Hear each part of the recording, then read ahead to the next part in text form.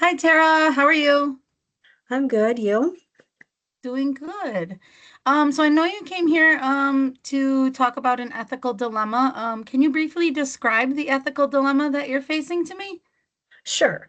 So I have a client that I've worked with for about 4 years now.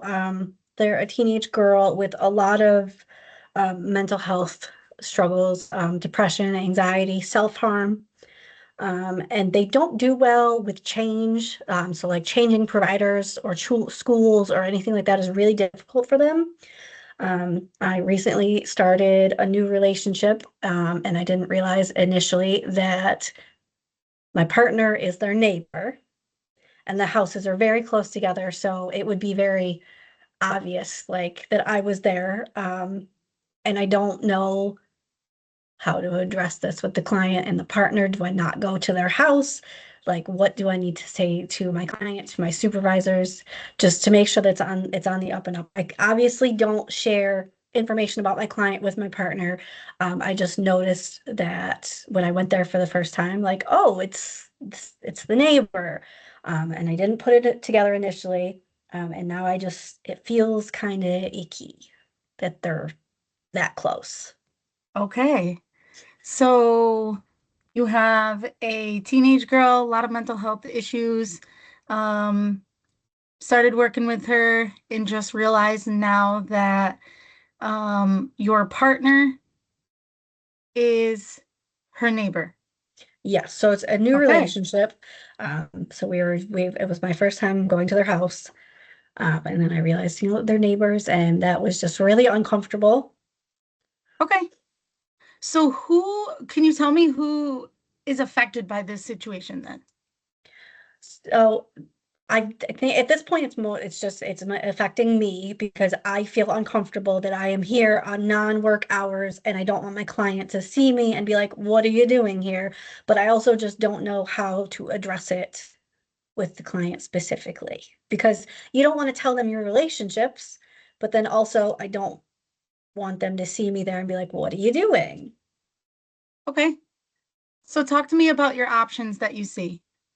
You have like like one option, two option. Is there more There than could two options? there could be a few. So I could Okay. just not go to their house, to my partner's house. They would have to come to me, which that's slightly inconvenient, but not the end of the world. Okay. Um, the client could ask for a new social worker, which I don't know that they would want that option because again, they don't do well with change, and I've worked with her for so long.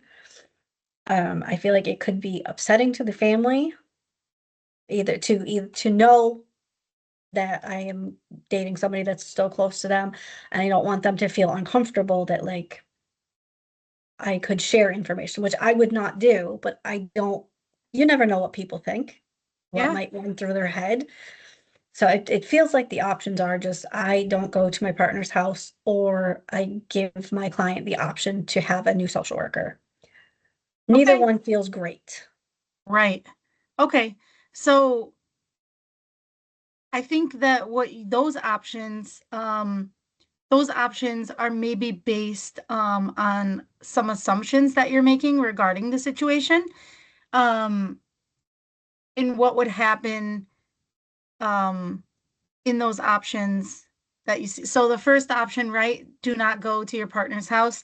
Second option, um, your client gets a new social worker slash therapist. Um, but I want you to think about those assumptions that you're making, and think about if they're based on any sort of like evidence, right?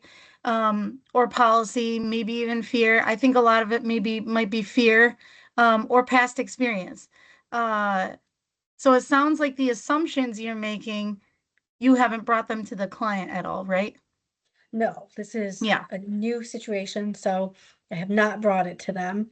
Okay. I've just kind of been like mulling it over for a little bit, trying to think of like how best to go about that. All right. So And I I know wanted to, I've probably made an assumption in the fact that like they might not be upset, they might yeah, not care. yeah. So what would be, I mean, correct. So let's get a little creative here. So if one of your colleagues were to describe this situation to you, um, the same exact situation, how do you think that you would interpret it? Would you interpret it the same way?